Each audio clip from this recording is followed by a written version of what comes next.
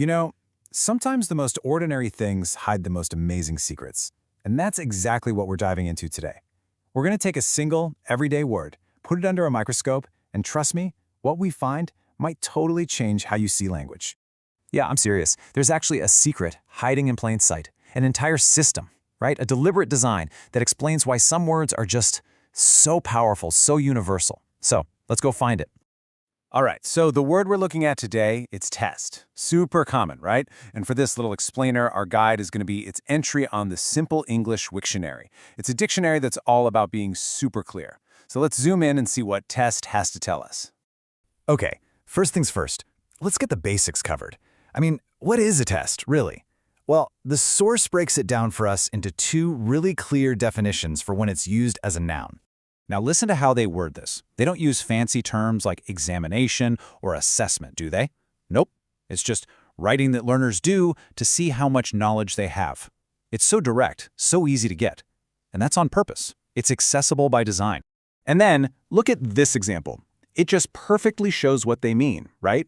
It's a sentence anyone, and I mean anyone, can relate to. It takes this kind of abstract idea and just grounds it in a real feeling.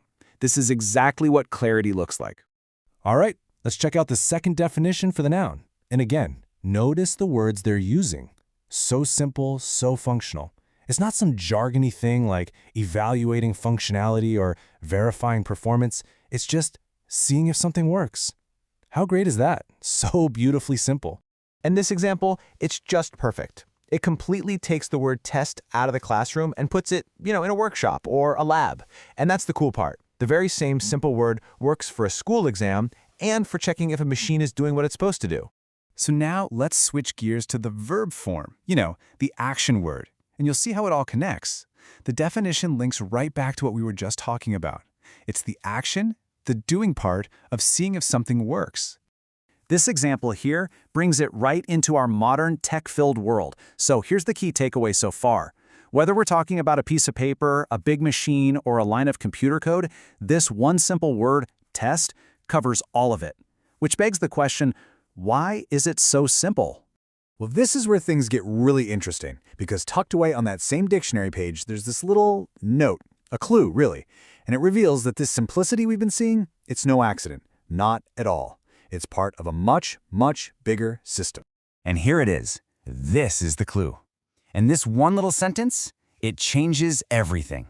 The source says that test is on something called the Basic English 85 list. So it's not just a simple word by coincidence. Oh no, it's a member of a very exclusive club. This is that hidden system we've been hunting for.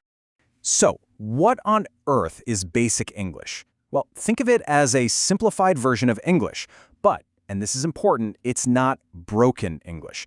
It's a complete, carefully controlled language built from a core set of just 850 words.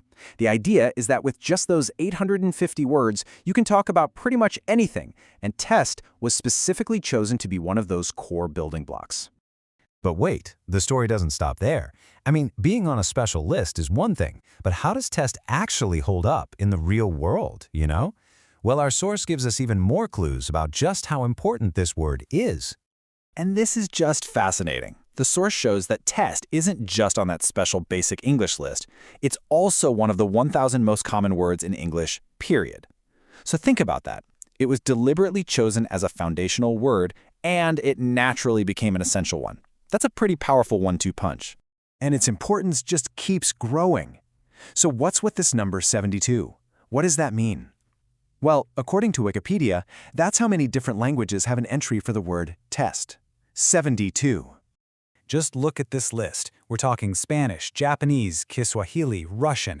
The idea of a test is so basic, so fundamental to us as humans, that it's understood all over the world. It has to be defined across all these different cultures and languages. It really is a truly global word.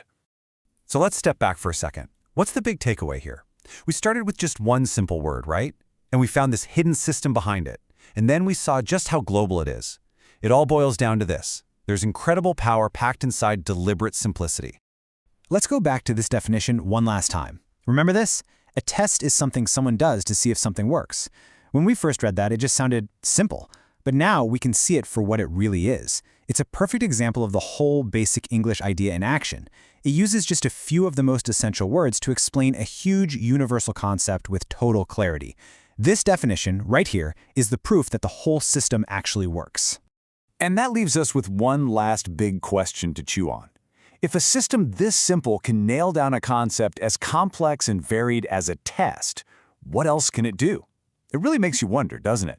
Just how much of our world, how many of our big ideas could we actually build and share using just 850 carefully chosen words?